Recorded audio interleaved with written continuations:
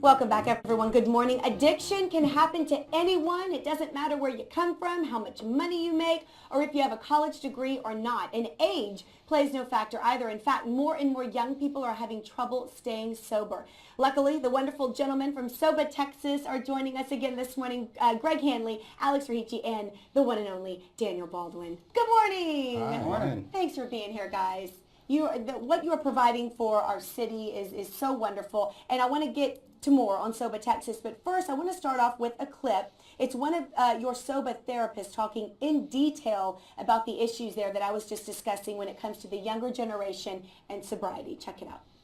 Personally, I have a 23-year-old son who I've had in treatment myself 2 or 3 times now. And I think you see kids getting worse and worse very quickly. And I think it's because maybe before it was, if it was alcohol, it might take a lot longer. Now they're going straight to hard drugs. They can't get alcohol, but they can get heroin, they can get meth, they can get coke, So these kids are doing it and they're burning out fast. And that is scary for parents maybe that are watching right now. Why has it changed, or has it changed as far as the younger generation and their trouble staying sober? Well, it's they're smoking drugs like they used to smoke pot.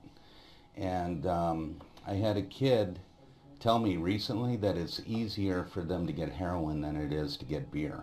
Well, that's terrifying. Yeah, so it's, and they don't plan on getting addicted, but it just happens really quick.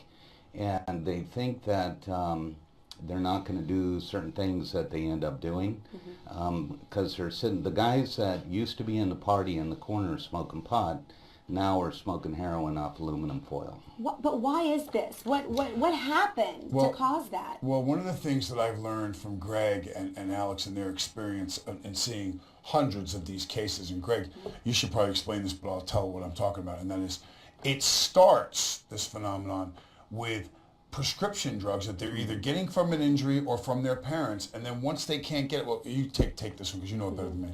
Yeah,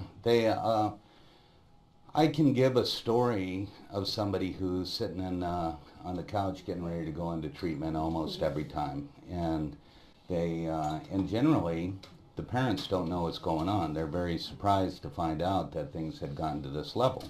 They'll bring them in and say, I think my son or daughter's using too much alcohol or smoking too much pot, and then I'll talk to them a couple of minutes and find out they're addicted to opiates. If they're really young, they get addicted to painkillers, and then they can't afford them or they can't get them, and they're going to get sick. Once you're addicted, the physical sickness that comes from the detox on that is people will do anything. And so when it's very hard to get or very expensive, somebody will come up and say, well, if you try this, you'll be okay, and it's a lot cheaper. Straight to the hard stuff, straight to the really scary stuff. What are some signs, though, that parents should be on the lookout for? Maybe they think something's a little off, with their teenager or young adult. What should they be looking out for? And what's the slogan? If you think, if you think something looks funny, if you think something smells funny, something's funny. You're a parent. Sense. You know your child. You know when something's off. You got it. And that's when you should investigate. And what should you do at that point if you suspect?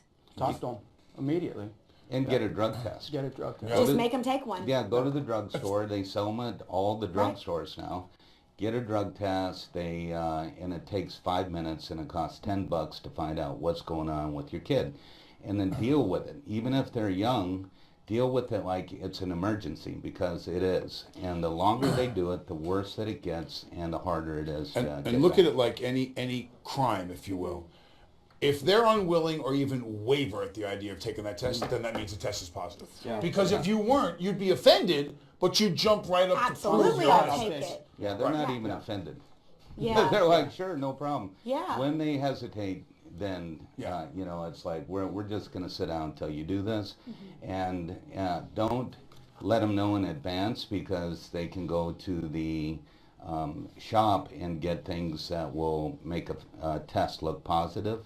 Just make them sit down right then, don't move, give them some Yeah. water. You're doing it. Yeah, and yeah, you're doing it. That's I mean, what they're it is. underage, they're living under your house, you can make them do things at that Sure, point. absolutely, So, sure. okay, gentlemen, please don't go anywhere, because after the break, everyone, we're going to hear, you hear it all of the time, the 28-day recovery program. Everyone thinks, in and out, 28 days, you're done, you're clean and sober. Well, we're going to tell you what the experts say is actually missing from that plan, and what needs to be done to ensure your loved one really gets the help they need. So we'll talk to our gentleman from SOBA a little more after the break. Stay with us. It's an experience I'll never forget, and you know, I was able to do that because of SOBA.